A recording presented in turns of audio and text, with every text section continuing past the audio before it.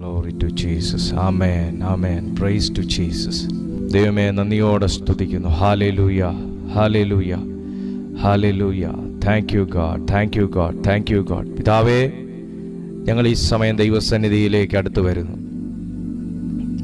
അങ്ങയുടെ മാറ്റമില്ലാത്ത തിരുവെഴുത്തിൻ്റെ ശക്തിയും ദൈവ സാന്നിധ്യത്തിൻ്റെ അതിയായ പ്രഭാവവും ഞങ്ങളുടെ നടുവിൽ ദൈവമേ വെളിപ്പെടുത്തി തരണമേ എന്ന് പ്രാർത്ഥിക്കുന്നു.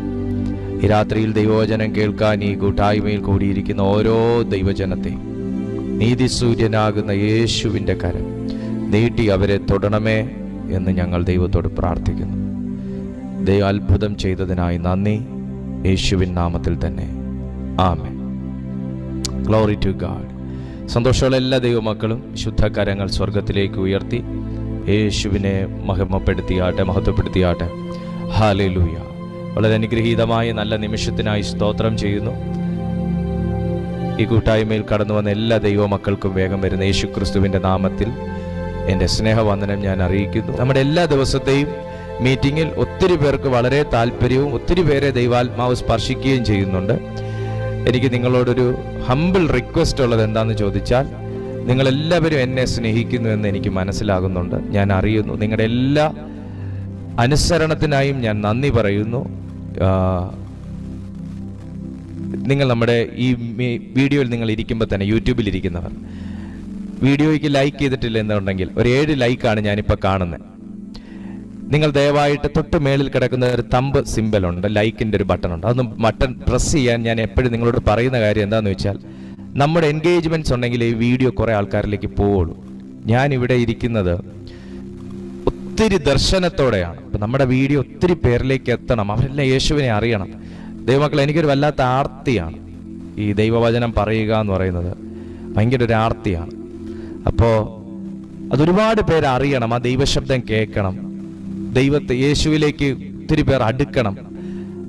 അറിഞ്ഞവർ തന്നെ അടുക്കാൻ അറിഞ്ഞവരുണ്ട്, പക്ഷെ അടുക്കാനുള്ളവർ ഒരുപാടുണ്ട്.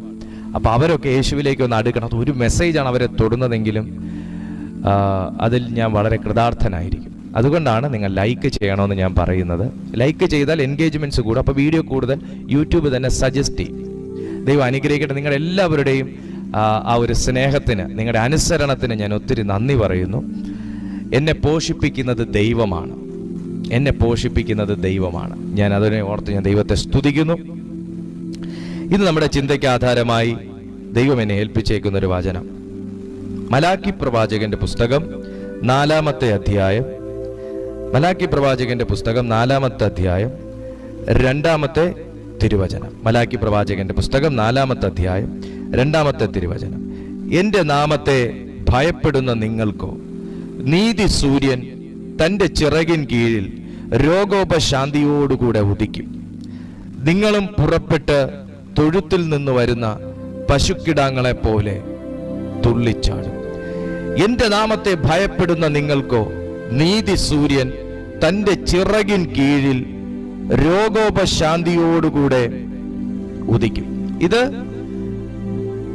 പഴയ നിയമത്തിന്റെ ഏറ്റവും അവസാന പുസ്തകവും ദൈവാത്മാവിന്റെ ഇടപെടലിന് 400 വർഷത്തിന്റെ ഇടവേള ഇട്ട അവസാനത്തെ ഒരു പുസ്തകമാണ് മലാക്കി പ്രവാചകന്റെ പുസ്തകം. 400 വർഷം ദൈവത്തിന്റെ ശബ്ദം ആരും കേട്ടില്ല. പുത്രനാകുന്ന യേശു ക്രിസ്തുവിന്റെ വരവിന്റെ ഒത്തിരി പ്രതീകങ്ങളെ കുറിച്ച് തിരുവെഴുത്തിനകത്ത് അങ്ങയോളം ഇങ്ങയോളം പഴയ നിയമത്തിൽ പറയുമ്പോൾ, യേശു ക്രിസ്തുവിന്റെ ആഗമനത്തെക്കുറിച്ച്, ആഗമനം അടയാള രൂപത്തിൽ വരാൻ വേണ്ടി ഏകദേശം 400ഓളം വർഷം എടുത്തു. മത്തായിയുടെ പുസ്തകം പിന്നെ അതിനുശേഷമാണ് കാണുന്നത്. അതിലേറ്റവും അവസാനം പറഞ്ഞേക്കുന്ന ഈ ഒരു അധ്യായം ദുഷ്ടന്മാരുടെ നാശത്തെക്കുറിച്ചാണ് മലാക്കി പ്രവാചനത്തിൽ പറഞ്ഞിരിക്കുന്നത്. വളരെ ഈ എന്താ പറയുന്നത്, മലാക്കി പ്രവചനം നമ്മൾ പഠിക്കുകയാണെന്നുണ്ടെങ്കിൽ അതൊരു പോസ്റ്റ് മോർട്ടം ആണ്.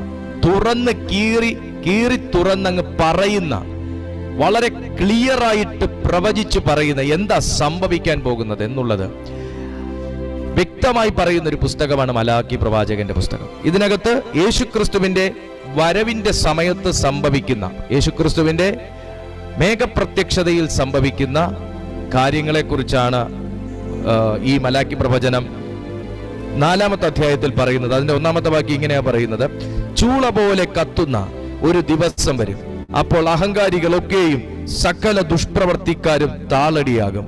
വരുവാനുള്ള ആ ദിവസം വേരും കൊമ്പും ശേഷിപ്പിക്കാതെ അവരെ ദഹിപ്പിച്ചു കളയും എന്ന് സൈന്യങ്ങളുടെ യഹോവ അരുളി ചെയ്യുന്നു. എന്റെ നാമത്തെ ഭയപ്പെടുന്ന നിങ്ങൾക്കോ നീതി സൂര്യൻ തന്റെ ചിറകിൻ കീഴിൽ രോഗോപശാന്തിയോടുകൂടെ ഉദിക്കും. നിങ്ങൾക്ക് എല്ലാവർക്കും അറിയാം, ദൈവവചനത്തിന്റെ പ്രത്യേകത എന്ന് പറയുന്നത് ഒരു വ്യക്തിയെ തികച്ചും മറ്റൊരു വ്യക്തിയാക്കി തീർക്കുന്ന ഒരു പുസ്തകമാണ് ദൈവവചനം. ദൈവവചനത്തിൽ സൗഖ്യങ്ങളെ കുറിച്ച് പറഞ്ഞിട്ടുണ്ടെങ്കിൽ, ആശ്വാസത്തെ കുറിച്ച് പറഞ്ഞിട്ടുണ്ടെങ്കിൽ, വിടുതലുകളെ കുറിച്ച് പറഞ്ഞിട്ടുണ്ടെങ്കിൽ, അതൊക്കെയും രണ്ട് സമയത്തെയും സൂചിപ്പിച്ച് പറയുന്നുണ്ട്. ഒന്ന്, യേശുക്രിസ്തുവിൽ വിശ്വസിക്കുന്നവർക്കുള്ളതും, രണ്ട്, യേശുക്രിസ്തുവിന്റെ വരവിന് ശേഷമുള്ളതുമായ കാര്യങ്ങൾ. സൗഖ്യത്തെക്കുറിച്ചാണെങ്കിലും വിടുതലുകളെ കുറിച്ചാണെങ്കിലും സമാധാനത്തെക്കുറിച്ചാണെങ്കിലും ഭൂതശാന്തിയെക്കുറിച്ചാണെങ്കിലും സാത്താനിൽ നിന്നുള്ള മോചനത്തെക്കുറിച്ചാണെങ്കിലും എല്ലാം തന്നെ രണ്ടു ഭാഗങ്ങളിൽ നമുക്ക് കാണാൻ കഴിയും. യേശുക്രിസ്തുവിന്റെ വരവിന്റെ സമയത്തും പറയുന്നു രോഗോപശാന്തിയോടുകൂടെ ഉദിക്കും. എന്നാൽ യേശുക്രിസ്തു വരുന്നതിന് മുൻപേയും രോഗശാന്തികൾ നടക്കുന്നു. യേശുക്രിസ്തു വരുന്നതിന് മുൻപേയും രോഗശാന്തി നടക്കുന്നു. ഇന്ന് രാത്രിയിൽ ഞാൻ പറഞ്ഞു ഇതൊരു പ്രൊഫറ്റിക്കൽ മെസ്സേജ് ആണ്. സോ ഇന്ന് വിശ്വസിക്കുന്നവരുടെ ജീവിതത്തിൽ നിങ്ങളുടെ വിശ്വാസത്തെ പ്രതി കർത്താവ് ഈ വേർഡ് സൗഖ്യമായി നിങ്ങളുടെ മേൽ അയക്കും. രണ്ട് വാക്കുകളാണ് ഇതിനകത്ത് എന്നെ തൊടുന്ന വാക്കുകൾ. ഒന്ന്, തന്റെ നീതി സൂര്യൻ എന്ന ദൈവം. നമുക്ക് സംശയഛേദമന്യേ പറയാൻ കഴിയും, നീതി സൂര്യൻ എന്ന് പറയുന്നത് കർത്താവായ യേശുക്രിസ്തുവാണ്. നീതി സൂര്യൻ നമുക്ക് ഉദിക്കുമെന്ന് പറയുമ്പോൾ ഉദിച്ചതിന് ശേഷമുള്ള സമയത്തെക്കുറിച്ച് ദൈവാത്മാവ് വെളിപ്പെടുത്തുന്നത് ഇങ്ങനെയാണ്: അതിനുശേഷം നീതി സൂര്യൻ ഉദിച്ചതിന് ശേഷം നീതി സൂര്യൻ വാഴും. രണ്ട് കാര്യം: ഒന്ന്, നീതി സൂര്യൻ ഉദിക്കും; രണ്ട്, നീതി സൂര്യൻ വാഴും. ഉദിക്കുന്ന പ്രഭാതത്തിൽ സൂര്യൻ ഉദിക്കുന്ന സമയം വരെ ഉള്ളൂ ഇരുട്ടിന്റെ അവകാശം.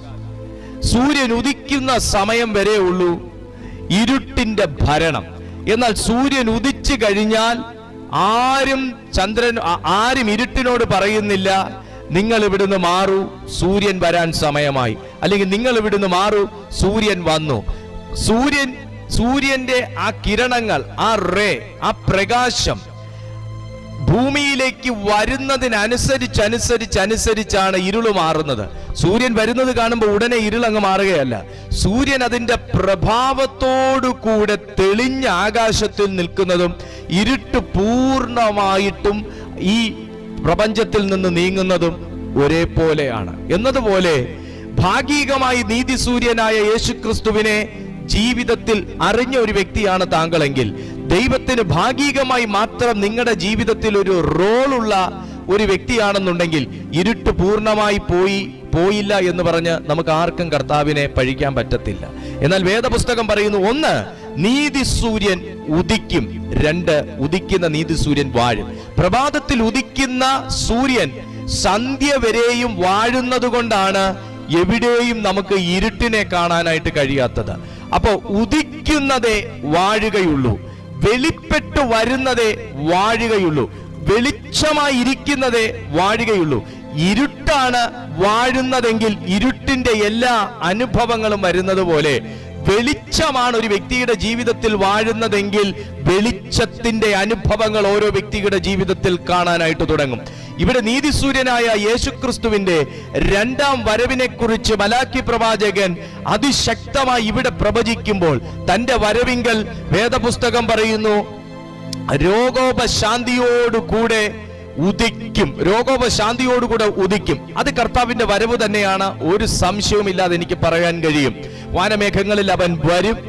മനുഷ്യന്റെ എല്ലാ മുറവിളിയും തീർന്നു പോകും, കണ്ണുനീർ തീർന്നു പോകും, കഷ്ടം തീർന്നു പോകും, ആമേൻ, കുലപാതകം തീർന്നു പോകും, തമ്മിൽ തല്ല് തീർന്നു പോകും, സാത്താന്റെ വാഴ്ച തീർന്നു പോകും, എല്ലാം തീർന്നു പോകും. എന്നാൽ ഇന്ന് രാത്രിയിൽ ഈ മെസ്സേജിലൂടെ ഞാൻ നിങ്ങൾക്ക് കൈമാറാൻ ആഗ്രഹിക്കുന്ന ഒരു ആത്മീയ സത്യം ഇതാണ്: സുവിശേഷങ്ങളിൽ യേശു മരിച്ച് രണ്ടാമത് വന്നതിന് ശേഷമല്ല ഞാൻ സൗഖ്യം കാണുന്നത്. സുവിശേഷങ്ങളിൽ പിശാചിന്റെ പ്രവൃത്തികളെ യേശു അഴിച്ചതൊന്നും തന്റെ രണ്ടാം വരവോടെയല്ല, എന്നാൽ താൻ ആ പ്രദേശത്തുണ്ടായിരുന്നു.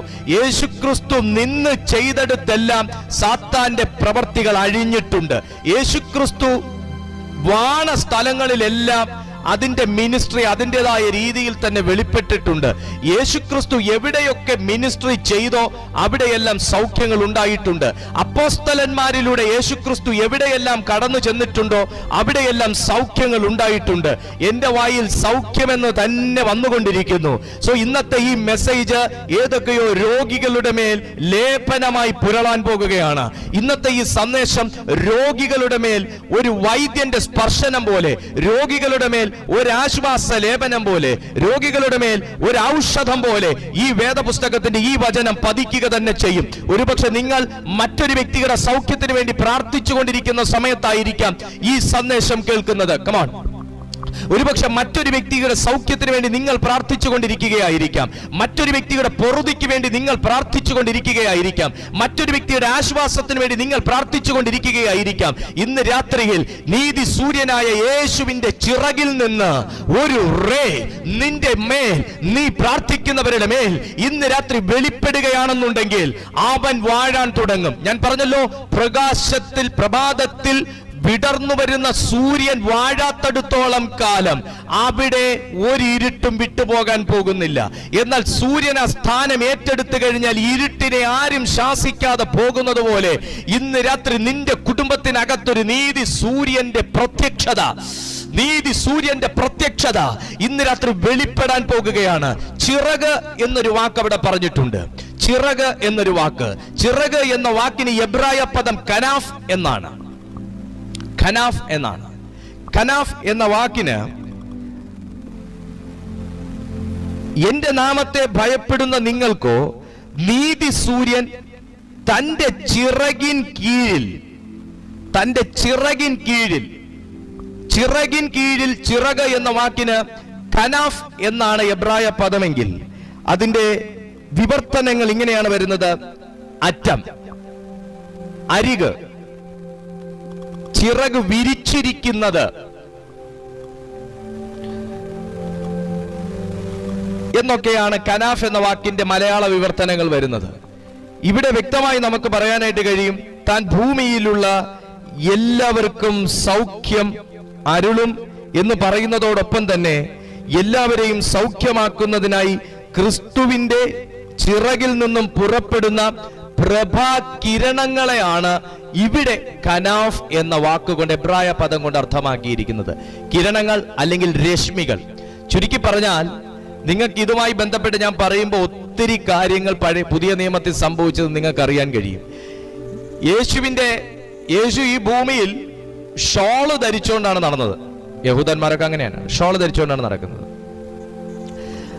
ആ ഷോളിന്റെ അറ്റത്ത് തൊട്ടപ്പോ യേശു പറഞ്ഞൊരു വാക്കുണ്ട്: എന്റെ ഷോളിന്റെ അറ്റത്ത് ആരോ തൊട്ടു, ഷോളിൽ നിന്നൊരു ശക്തി പുറപ്പെട്ടു എന്നല്ല പറഞ്ഞത്, എങ്കിൽ നിന്നൊരു ശക്തി പുറപ്പെട്ടു. അങ്ങനെയല്ലേ പറഞ്ഞേ? എങ്കിൽ നിന്നൊരു ശക്തി പുറപ്പെട്ടു. യേശുക്രിസ്തുവിനെ പല രീതിയിലാണ് ആൾക്കാർ മനസ്സിലാക്കിയത്. ഇന്നും അതെ. പ്രസംഗകന്മാരുടെ കുറവല്ല, പ്രസംഗത്തിന്റെ പിഴവുമല്ല.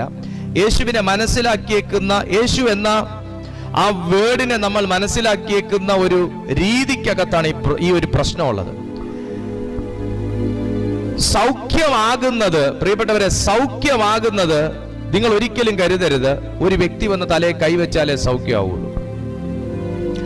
ലൈവായിട്ട് സൗഖ്യമാകാൻ പറ്റും.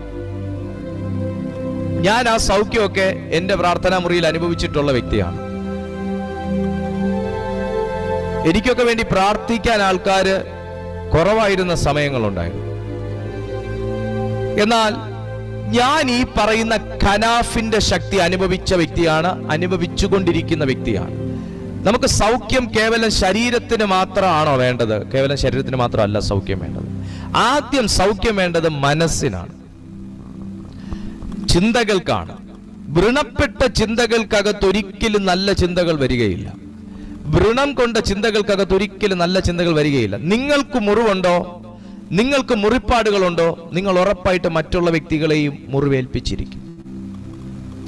നിങ്ങളുടെ മനസ്സിന് മുറിവുണ്ടോ, നിങ്ങൾ ഉറപ്പായിട്ട് മറ്റൊരു വ്യക്തിയെ മുറിവേൽപ്പിച്ചിരിക്കും.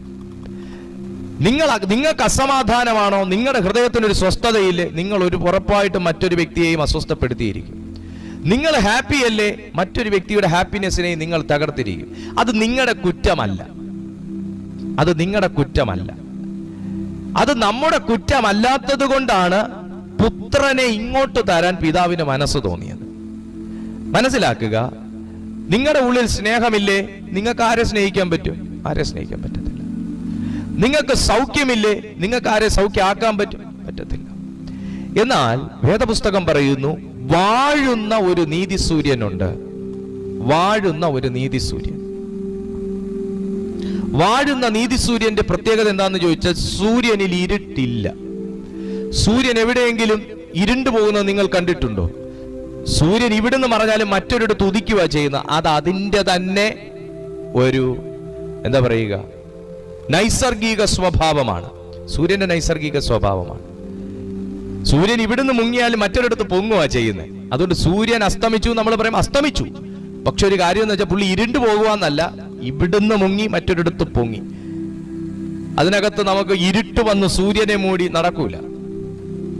ഇവിടെ നീതി സൂര്യൻ എന്ന് പറയുമ്പോൾ യേശുക്രിസ്തുവിന്റെ പ്രത്യക്ഷതയിൽ, യേശുക്രിസ്തുവിന്റെ രണ്ടാം വരവിൽ 7 പകലിന്റെ വെളിച്ചം പോലെ ആയിരിക്കും ഈ ദേശത്തിന്റെ പ്രകാശം എന്ന് പറയും. 7 പകലിന്റെ വെളിച്ചം. അതുകൊണ്ടല്ലേ 7 പകലിന്റെ വെളിച്ചമൊന്നും ഒരിക്കലും പത്രോസിനെ കാണിച്ചില്ല എന്നൊന്നും ഞാൻ പറയാൻ ആളല്ല. കാരണം തേജസ് ആണല്ലോ വെളിപ്പെട്ടത്. തേജസ്സിന്റെ എനിക്ക് അതിനെക്കുറിച്ചൊന്നും പറയാൻ അറിഞ്ഞുകൂടാ. തേജസ്സിന്റെ പ്രകാശം എത്രയുണ്ടെന്നൊന്നും പറയാൻ എനിക്ക് അറിഞ്ഞുകൂടാ. അതിനെക്കുറിച്ച് ചിന്തിക്കുമ്പോൾ തന്നെ എന്റെ കണ്ണിങ്ങനെ ഉരുണ്ടുരുണ്ട് വരുക. കാരണം പ്രിയപ്പെട്ടവരെ, എനിക്ക് ഇതിനകത്ത് ഒത്തിരി അതിശയങ്ങളുണ്ട്. വേദപുസ്തകത്തെക്കുറിച്ച് പഠിക്കുമ്പോഴും മനസ്സിലാക്കുമ്പോഴും നമ്മളിവിടെ നാഴികയ്ക്ക് 40 വട്ടം ദൈവം ദൈവം ദൈവം എന്നങ്ങ് പറഞ്ഞങ്ങ് വിടും. എന്നാൽ യഹൂദന്മാര് പറയൂല, യഹൂദന്മാര് പറയില്ല. അതാ യഹൂദന്മാരുടെ വിശ്വാസമൊക്കെ നമ്മൾ പഠിക്കാനുണ്ട്. നമ്മൾ ആരും യഹൂദന്മാരെ കുറ്റം പറയരുത് കേട്ടോ. ഒരവകാശവും ഇല്ല കേട്ടോ യഹൂദന്മാരെ കുറ്റം പറയാൻ നമുക്ക്. അവരുടെ വിശ്വാസം നമ്മൾ കണ്ടുപഠിക്കണം. അവരുടെ വിശുദ്ധി മീൻസ് അവരുടെ തോറായോടുള്ള അവരുടെ സമീപനം നമ്മൾ കണ്ടുപഠിക്കണം. അവരുടെ തോറ സൂക്ഷിക്കുന്ന രീതി നമ്മൾ കണ്ടുപഠിക്കണം. നമ്മൾ തോറ അന്വേഷിക്കുന്നത് വൈകുന്നേരം മീറ്റിംഗിന്റെ സമയത്ത് എവിടെയെങ്കിലും ഒക്കെ പോയി തപ്പി പെറുക്കി പിള്ളേരുടെ ബുക്കിന്റെ ഇടയിലൊക്കെ നമ്മൾ പെറുകിയെടുക്കും, വാരിയെടുക്കും. എന്നാൽ യഹൂദന്മാർ അങ്ങനെയല്ല തോറ സൂക്ഷിക്കുന്നത്. ഹല്ലേലൂയ. അവരുടെ ശരീരത്തെ എങ്ങനെ സൂക്ഷിക്കുവോ, അവരുടെ വിശ്വാസത്തെ അവരെങ്ങനെ സൂക്ഷിക്കുന്നു, അതുപോലെ തന്നെയാണ് അവരുടെ തോറ സൂക്ഷിക്കുന്നത്. അതുകൊണ്ട് യഹൂദന്മാരെ കുറ്റം പറയാൻ നമുക്ക് അവകാശമില്ല. അവര് ചിലപ്പോൾ എന്തിനെങ്കിലുമൊക്കെ എഗെയിൻസ്റ്റ് ആയിരിക്കാം, എന്തിനെങ്കിലുമൊക്കെ അവര് ഉപദേശ പശകും കാര്യങ്ങളൊക്കെ ഉണ്ടായിരിക്കും. എങ്കിലും ഞാൻ പറയുക, അവരൊരുപാട് കാര്യങ്ങൾ നമ്മൾ മനസ്സിലാക്കാനുണ്ട്. കാരണം അത്രത്തോളം ദൈവം ബുദ്ധി കൊടുത്തിരിക്കുന്ന ഒരു ജനമാണ് യഹൂദ ജനം എന്ന് പറയുന്നത്. ബൾബ് കണ്ടുപിടിച്ചത് ആരാ? യഹൂദന്മാരാ. ഹല്ലേലൂയ. എന്ന് തുടങ്ങി ഒത്തിരി വലിയ വലിയ കണ്ടുപിടുത്തങ്ങളുടെ പിന്നിലെ തലയും യഹൂദന്മാരുടെ തലയാണ്. Glory to Jesus. ശരി, അത് ഞാൻ അങ്ങ് അവിടെ വിടുകയാണ്. അപ്പൊ ഇവിടെ നീതിസൂര്യനായ യേശുക്രിസ്തു തേജസ്സിൽ കർത്താവിന്റെ രണ്ടാം വരവെങ്കിലുള്ള വെളിപ്പെടൽ എന്ന് പറയുന്നത് നമ്മുടെയൊക്കെ ഭാവനകൾക്കും അപ്പുറമാണ്. ഞാൻ ഈ പറയുന്ന ഭാവനകൾക്ക് അപ്പുറമായ തേജസ് നിങ്ങൾ ഇരിക്കുന്ന സ്ഥലത്ത് ഇന്ന് വെളിപ്പെടുത്താൻ എൻ്റെ ദൈവം തയ്യാറാണ്. ത്രൂ യുവർ ഫെയ്ത്ത്, നിങ്ങളുടെ വിശ്വാസത്തിലൂടെ. പത്രോസ് എല്ലാ യാത്രയും പോലെയാണ് യേശുവിൻ്റെ കൂടെ കയറിപ്പോയത്. പക്ഷെ സൂര്യവെളിച്ചത്തെ വെല്ലുന്ന ഒരു ശോഭ പത്രോസും കണ്ടപ്പോ, പൗലോസല്ല, പത്രോസും കണ്ടപ്പോ പത്രോസിന്റെ നിലപാടുകൾ മാറി. ചിലരുടെ നിലപാട് മാറാനേ ദൈവത്തിന്റെ തേജസ് മതി കേട്ടോ. ഞാൻ ഈ പറയുന്ന നീതിസൂര്യന്റെ തേജസ് മതി ചിലരുടെ നിലപാട് മാറാൻ. ഇന്ന് നിങ്ങളോട് തർക്കിച്ചുകൊണ്ടും നിങ്ങളോട് വിരൽ ചൂണ്ടിക്കൊണ്ടും നിങ്ങളെ വേദനിപ്പിച്ചുകൊണ്ടും ഒക്കെ നിൽക്കുന്ന ചിലരുടെ നിലപാട് മാറ്റാൻ എൻ്റെ ദൈവത്തിന്റെ തേജസ് മതി. ചിലരൊക്കെ വിശ്വാസത്തിലേക്ക് കടന്നു വരാൻ എൻ്റെ ദൈവത്തിന്റെ തേജസ് മതി. തേജസ് മതിയോ? തേജസ് മതി. തേജസ്സിനകത്ത് ലാംഗ്വേജ് ഉണ്ട്, തേജസ്സിനകത്ത് ശബ്ദമുണ്ട്, എനിക്കതൊക്കെ പറയാൻ പറ്റും.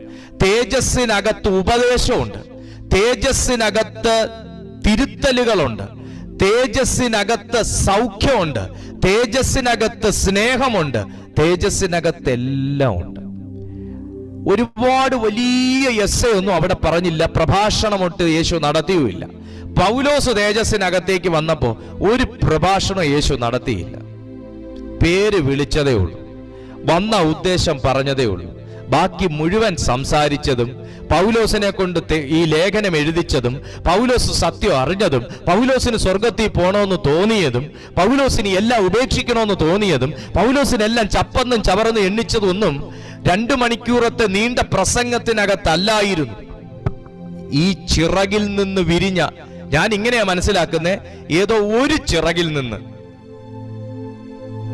ഭാവനയാണ്, ബൈബിളിലുള്ളതല്ല, ഭാവനയാണ്. ഏതോ ഒരു ചിറകിൽ നിന്ന് വന്ന ഭാഗികമായ തേജസ് ആയിരിക്കണം പൗലോസ് കണ്ടത്. ആയിരിക്കണം. പൂർണ്ണമായിട്ട് കണ്ടോ? നിൽക്കാൻ പറ്റുമെന്ന് എനിക്ക് തോന്നുന്നില്ല. ഇത്രയും കണ്ടപ്പോ തന്നെ പൗലോസ് എഴുതിയത് ഇങ്ങനെയാണ്: നട്ടുച്ചയ്ക്ക് സൂര്യനെ വെല്ലുന്ന ശോഭ. ഇത്രയും കണ്ടപ്പോ തന്നെ പൗലോസ് അവിടെ എഴുതിയത് ഇതാ, സൂര്യനെ വെല്ലുന്ന ശോഭ.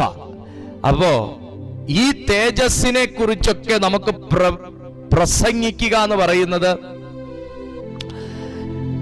ഹല്ലേലൂയ, ഈ തേജസ്സാണ് പൗലോസിനെ ഈ ലെവലിലേക്ക് ചേഞ്ച് ചെയ്തത് എങ്കിൽ, പ്രിയപ്പെട്ട കുടുംബമേ, എന്റെ ഉപദേശങ്ങളെക്കാൾ, നിങ്ങളുടെ ഉപദേശങ്ങളെക്കാൾ, നമ്മുടെയൊക്കെ കുറ്റപ്പെടുത്തലുകളെക്കാൾ, നമ്മുടെയൊക്കെ ശാസനകളെക്കാൾ, നമ്മുടെയൊക്കെ പെരുമാറ്റത്തെക്കാൾ ഈ തേജസ്സിന്റെ കീഴിലേക്ക് ആക്കിക്കൊടുക്കേണ്ടവരെ ആക്കിക്കൊടുത്തു കഴിഞ്ഞാൽ ആകേണ്ട പോലെ അവരെ ആക്കി തീർക്കുന്ന ഒരു ദൈവ തേജസ് നമുക്കുണ്ട് എന്നാണ് ഇന്ന് രാത്രി ഞാൻ താങ്കളോട് സംസാരിച്ചു കൊണ്ടിരിക്കുന്നത്. ഈ തേജസ്സിനകത്തുണ്ട് സകലതും. എന്റെ നീതി സൂര്യന്റെ തേജസ്സിനകത്തുണ്ട് സകലതും. താങ്കൾക്ക് ആവശ്യമുള്ള രോഗസൗഖ്യം ഇതിനകത്തുണ്ട്. താങ്കൾക്ക് ആവശ്യമുള്ള സമാധാനം ഈ നീതി സൂര്യന്റെ തേജസ്സിനകത്തുണ്ട്. സൂര്യൻ കിഴക്കുദിക്കുന്നത് സൂര്യൻ ഇഷ്ടമില്ലാത്ത ഏതെങ്കിലും ഒരു വൃക്ഷത്തിന്റെ മേൽ, അല്ലെങ്കിൽ മനുഷ്യന് പ്രയോജനകരമല്ലാത്ത ഏതെങ്കിലും ഒരു വൃക്ഷത്തിന്റെ മേൽ ഞാൻ ഈ തേജസ്സിനെ, ഈ പ്രകാശത്തെ പതിപ്പിക്കുകയില്ല എന്ന് പറഞ്ഞുകൊണ്ടാണോ? ആണോ? അല്ല. സൂര്യൻ ആരോടും പിണക്കമില്ല. സൂര്യന്റെ കീഴിൽ എന്തൊക്കെ വന്ന് നിൽക്കുവോ അതിന്റെ സൂര്യന്റെ പ്രകാശത്തെ അനുവദിക്കുന്ന എല്ലായിടത്തും സൂര്യപ്രകാശം എത്തും. സൂര്യന്റെ കീഴിൽ നിൽക്കുന്ന എല്ലാത്തിന്റെ മേലും സൂര്യപ്രകാശം എത്തും. എനിക്ക് ഈ വൃക്ഷത്തോട് അത്ര ഇഷ്ടം പോരാ എന്ന് പറഞ്ഞ് സൂര്യൻ ഉദിച്ചിട്ട് പ്രകാശം അങ്ങോട്ട് കൊടുക്കാതിരി കൈവച്ച് മറയ്ക്കുവോ? ഇല്ല. എന്നതുപോലെയാണ് എന്റെ യേശുക്രിസ്തു വാനമേഘങ്ങളിൽ പ്രത്യക്ഷപ്പെടുമ്പോൾ എല്ലാ കുരുട്ട് കണ്ണുകളും എന്റെ യേശുവിനെ കാണുമെന്ന് പറഞ്ഞതും, എല്ലാ മുഴങ്കാലും ഈ നാമത്തിന്റെ മുമ്പിൽ മുട്ടുകുത്തും മടങ്ങുമെന്ന് പറഞ്ഞതും, സകല മുഴങ്കാലും മടങ്ങുമെന്ന് പറഞ്ഞതും, എല്ലാ ലോകക്കാരും യേശുവിനെ കർത്താവ് എന്ന് ഏറ്റുപറയുമെന്ന് പറഞ്ഞതും, സ്വർലോകരുടെയും ഭൂലോകരുടെയും അധോലോകരുടെയും വരെ സകല മുഴങ്കാലുകളും ഒരുപോലെ മടങ്ങുമെന്ന് പറഞ്ഞതും, ഈ നീതി സൂര്യൻ ഉദിക്കുമെന്ന് വ്യക്തതയുള്ളത് കൊണ്ടാണ്. ഇന്ന് രാത്രിയിലും കുഞ്ഞെ, എനിക്കും നിങ്ങൾക്കും വേണ്ടി ഈ നീതി സൂര്യൻ പല പ്രാവശ്യം പല സ്ഥലങ്ങളിൽ ഉദിച്ചതുകൊണ്ടാണ് ചിലതൊക്കെ മുട്ടുമടക്കിയത് നമ്മുടെ മുമ്പിൽ. എന്റെ മുമ്പിലും സൂര്യൻ വെളിപ്പെട്ടു, മറ്റുള്ളവരുടെ മുമ്പിലും ഈ സൂര്യൻ വെളിപ്പെടുത്തി. അതുകൊണ്ടാ ചില മുഴങ്കാലുകളൊക്കെ നമ്മുടെ മുമ്പിൽ ഇന്ന് മടങ്ങിയിരിക്കുന്നത്, ചില വായികളൊക്കെ അടക്കം വന്നിരിക്കുന്നത്. അതുകൊണ്ടാ ഈ ചിറകിൽ നിന്ന്, ഈ കനാഫിൽ നിന്ന്, ഈ ചിറകിൽ നിന്ന് പുറപ്പെടുന്ന ഒരു കനാഫ്, അതാണ് ഇന്ന് രാത്രി നമ്മയൊക്കെ തൊടാൻ പോകുന്നത്. അതാ യേശു പറഞ്ഞത് എങ്കിൽ നിന്ന് ഒരു ശക്തി പുറപ്പെട്ടു. അത് എന്നെ തൊട്ടത് കൊണ്ടല്ല, എന്റെ ചിറകിൽ തൊട്ടത് കൊണ്ടാണ്. ഗ്ലോറി. എങ്കിൽ നിന്നൊരു ശക്തി പുറപ്പെട്ടു, ഷോളിൽ നിന്നൊരു ശക്തി പുറപ്പെട്ടു എന്നല്ല പറയുന്നത്. എങ്കിൽ നിന്നൊരു ശക്തി പുറപ്പെട്ടു. ആ സ്ത്രീ തൊട്ടപ്പോ പറഞ്ഞ അത് തൊട്ടത് ഈ ഖനാഫ, തൊട്ടത് വസ്ത്രത്തിന്റെ തൊങ്ങലിന്മേൽ തന്നെ, ഷോളിൽ തന്നെ തൊട്ടത്. പക്ഷെ യേശു പറഞ്ഞത് ഷോളിന്റെ ഒരു കാര്യമേ അവിടെ വെളിപ്പെടുന്നില്ല, പക്ഷെ തൊട്ടത് ഖനാഫിലായിരുന്നു. ഇന്ന് രാത്രിയിലും സഹോദരങ്ങളെ, ആ സ്ത്രീ ഏത് ബൈബിൾ കോളേജിൽ പഠിച്ചിട്ടാ വന്ന് ഈ വിശ്വാസ പ്രവൃത്തി ചെയ്തേ? അവരോട് ആര് പറഞ്ഞിട്ടാ ഇങ്ങനെയൊക്കെ ചെയ്തേ? ആ സ്ത്രീ വന്ന് തൊട്ടതിന്റെ പിന്നിൽ കാരണം ഇത്രയേ ഉള്ളൂ: ഇനി എന്തെങ്കിലും ഒന്ന് എന്റെ ജീവിതത്തിൽ നടക്കണമെങ്കിൽ ഇനി ഈ കർത്താവിനാൽ മാത്രമേ ഉള്ളൂ. ഈ ഒരു ബോധ്യത്തോടെയാണ് വന്ന് ആ ഷോളിൽ തൊട്ടത്. സൗഖ്യമാക്കിയത് ഷോളല്ല, സൗഖ്യമാക്കിയത് കനാഫാണ്. ആമേൻ. സൗഖ്യമാക്കിയത് ഷോളല്ല, തൊട്ടത് ഷോളയിലാണ്. ഷോളയിൽ വചനമുണ്ട്. ആ വചനത്തിലൂടെ വെളിപ്പെട്ട, യേശുവിലൂടെ വെളിപ്പെട്ട ആ ഒരു കനാഫാണ് ആ സ്ത്രീയെ സൗഖ്യമാക്കിയത്. എന്റെ നാമത്തെ ഭയപ്പെടുന്ന നിങ്ങൾക്കോ നീതി സൂര്യൻ തന്റെ ചിറകിൻ കീഴിൽ രോഗോപശാന്തിയോടുകൂടെ ഉദിക്കും. നിങ്ങളും പുറപ്പെട്ട് തൊഴുത്തിൽ നിന്ന്. ഇന്ന് രാത്രി ഞാൻ ഇതിനകത്തുനിന്നൊരു പ്രവചനം പറയുകയാണ്.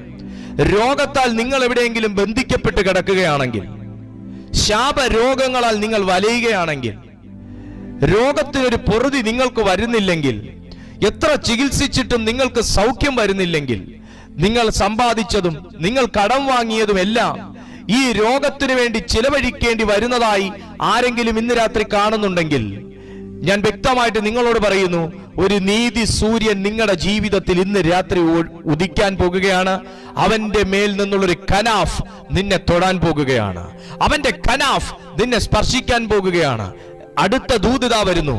നിങ്ങൾ കെട്ടപ്പെട്ട് കിടക്കുകയാണെങ്കിൽ, രോഗത്താൽ കെട്ടപ്പെട്ട് കിടക്കുകയാണെങ്കിൽ, വേദപുസ്തകം പറയുന്നു, തൊഴുത്തിൽ നിന്ന് പുറപ്പെട്ടു വരുന്ന പശുക്കിടാങ്ങളെ പോലെ. ദൈവാത്മാവ് നിന്നോട് പറയുകയാണ്, ഈ രോഗം നിന്നെ പൂട്ടിയത് എന്നേക്കുമായിട്ടുള്ളൊരു പൂട്ടല്ല, നിന്നെ പുറപ്പെടുവിക്കാനുള്ള ഒരു കനാഫ് ഇന്ന് രാത്രി നിന്റെ മേൽ സ്പർശിക്കുകയാണ്. ഇത് കണ്ടുകൊണ്ടിരിക്കുന്ന ചിലരുടെ മേൽ ആ കനാഫ് ഈ സമയം സ്പർശിക്കട്ടെ. വിശ്വസിക്കുന്നവരുടെ മേൽ ആ കനാഫ് ഈ സമയം സ്പർശിക്കട്ടെ. എന്ത് രോഗമാണെങ്കിലും, എന്ത് ഭാരമാണെങ്കിലും, എന്ത് അസ്വസ്ഥതയാണെങ്കിലും ആ കനാഫ് ഇപ്പോൾ നിന്നെ തൊടട്ടെ. ഹല്ലേലൂയ, ഗ്ലോറി ടു ജീസസ്. എന്റെ നാമത്തെ ഭയപ്പെടുന്ന നിങ്ങൾക്കോ നീതി സൂര്യൻ തന്റെ ചിറകിൻ കീഴിൽ രോഗോപശാന്തിയോടുകൂടെ ഉദിക്കും. നിങ്ങളും പുറപ്പെട്ട് തൊഴുത്തിൽ നിന്ന് വരുന്ന പശുക്കിടാങ്ങളെ പോലെ തുള്ളി ചാടും. ഇന്ന് രാത്രിയിൽ നമ്മുടെ കണ്ണുകൾ ദൈവസന്നിധിയിൽ അടയ്ക്കാം. ഒരു സൗഖ്യത്തിന് വേണ്ടി ആഗ്രഹിക്കുന്നവർക്ക് വേണ്ടി ഞാൻ പ്രാർത്ഥിക്കാൻ പോവുകയാണ്. ഒരു ഡെലിവറൻസിന് വേണ്ടി ആഗ്രഹിക്കുന്നവർക്ക് ഈ കനാഫ് നിങ്ങളുടെ മേൽ ഇന്ന് രാത്രിയിൽ പതിച്ചാൽ, എത്ര പേർക്ക് ആ ഒരു ആഗ്രഹമുണ്ട്? അവരെല്ലാവരും ഈ സമയം ദൈവസന്നിധിയിൽ കണ്ണുകൾ അടയ്ക്കട്ടെ. എത്ര പേർക്ക് ആഗ്രഹമുണ്ട്? പരിശുദ്ധാത്മാവ് നിങ്ങളെ സ്പർശിക്കാൻ ആഗ്രഹിക്കുകയാണ്. നിങ്ങൾ ഏത് രാജ്യത്തിലിരുന്ന് കാണുകയാണെങ്കിലും, ഏത് ടൈം സോണിലാണ് നിങ്ങൾ ഇത് കാണുന്നതെങ്കിലും, നിങ്ങൾ വിശ്വസിച്ചുകൊണ്ട് ആമേൻ പറഞ്ഞാൽ 2022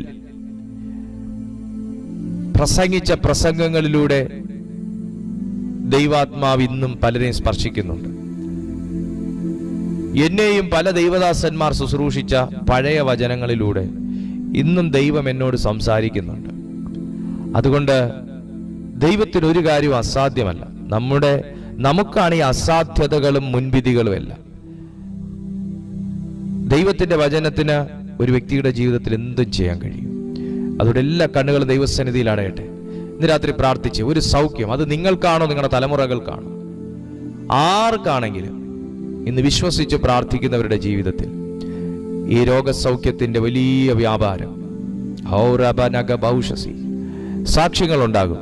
ഈ മീറ്റിംഗിന് ശേഷം സാക്ഷ്യങ്ങളുണ്ടാകും. യേശുവിന്റെ അധികാരമുള്ള നാമത്തിൽ ആ ഖനാഫ് ഇന്ന് രാത്രി നിന്നെ തൊടാൻ പോവുകയാണ്. ഒരു ശക്തി എങ്കിൽ നിന്ന് പുറപ്പെട്ടു. അത് ആ ഖനാഫാണ്. അവന്റെ ചിറകിൽ നിന്ന് അവന്റെ തൂവലുകൾ സ്പർശിച്ചാൽ, 91 സങ്കീർത്തനങ്ങൾ അതാ പറയുന്നത്, അവൻ തന്റെ ചിറകിൻ കീഴിൽ മറയ്ക്കുന്ന ദൈവം. ആ ചിറക് ഇന്ന് രാത്രിയിൽ ആർക്കൊക്കെയോ വേണ്ടി വിരിക്കുകയാണ്.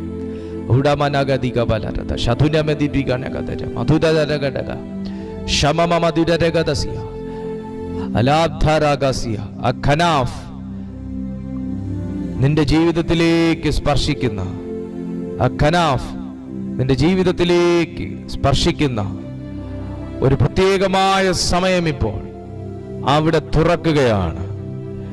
ഒരു സൗഖ്യത്തിന് വേണ്ടി നിങ്ങൾ ആഗ്രഹിക്കുന്നെങ്കിൽ, ഒരു വിടുതലിന് വേണ്ടി നിങ്ങൾ ആഗ്രഹിക്കുന്നെങ്കിൽ, എനിക്കും നിങ്ങൾക്കും വേണ്ടി ഒരു നീതി സൂര്യനുണ്ട്. എനിക്കും നിങ്ങൾക്കും വേണ്ടി ഒരു നീതി സൂര്യനുണ്ട്. നീതി സൂര്യൻ എന്നാണ് തിരുവെഴുത്ത് പറയുന്നത്. ഇന്ന് നീതിക്ക് വേണ്ടി ദാഹിച്ചിരിക്കുന്ന ആരെയൊക്കെയോ നോക്കി പരിശുദ്ധാത്മാവ് പറയുകയാണ്, ദൈവമേ, ന്യായമായിട്ടും ഇത് എനിക്ക് വരേണ്ടതല്ലേ, ന്യായമായിട്ടും ഞാനിത് അനുഭവിക്കേണ്ടതല്ലേ എന്ന് പറഞ്ഞ് നീതിക്ക് വേണ്ടി ദാഹിക്കുന്ന ചിലരോട് ദൈവാത്മാവ് പറയുന്നു, സൂര്യൻ ഉദിച്ചാൽ നിനക്ക് നീതിയും ഉണ്ട്, പ്രകാശമുണ്ട്. ദൈവം നിനക്ക് വേണ്ടി ഇന്ന് രാത്രിയിൽ ഇറങ്ങി വരികയാ കുഞ്ഞെ. പരിശുദ്ധാത്മാവ് നിനക്ക് വേണ്ടി ഇന്ന് രാത്രി ഇറങ്ങി വരികയാ. യുദ്ധം ചെയ്യാനാണെങ്കിലും, കാര്യങ്ങളെ സംസാരിക്കാനാണെങ്കിലും, നീക്കുപോക്ക് വരുത്താനാണെങ്കിലും, കല്ലറകളെ തുറക്കാനാണെങ്കിലും, കുരുട്ട് കണ്ണുകളെ തുറന്നു കൊടുക്കാനാണെങ്കിലും, ബന്ധനങ്ങൾ അഴിക്കാനാണെങ്കിലും, മരണത്തിന്റെ കെട്ടുകൾ അഴിക്കാനാണെങ്കിലും, ഇന്ന് രാത്രി വിശ്വസിക്കുന്ന നിങ്ങൾക്ക് വേണ്ടി യേശു ഇറങ്ങി വരികയാ.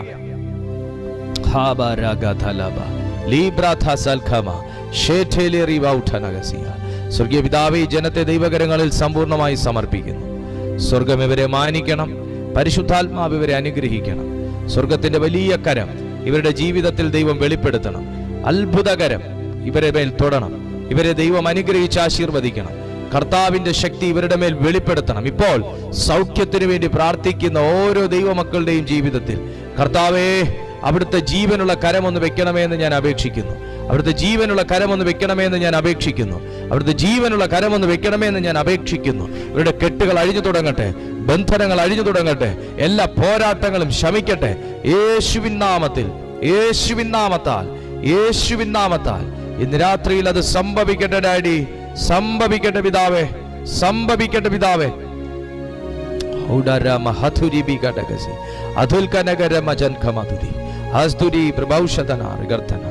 സ്വർഗം വലിയ കാര്യങ്ങൾ ഇവരുടെ ജീവിതത്തിൽ ചെയ്ത കൃപയ്ക്കായി ഞാൻ നന്ദി പറയുന്നു.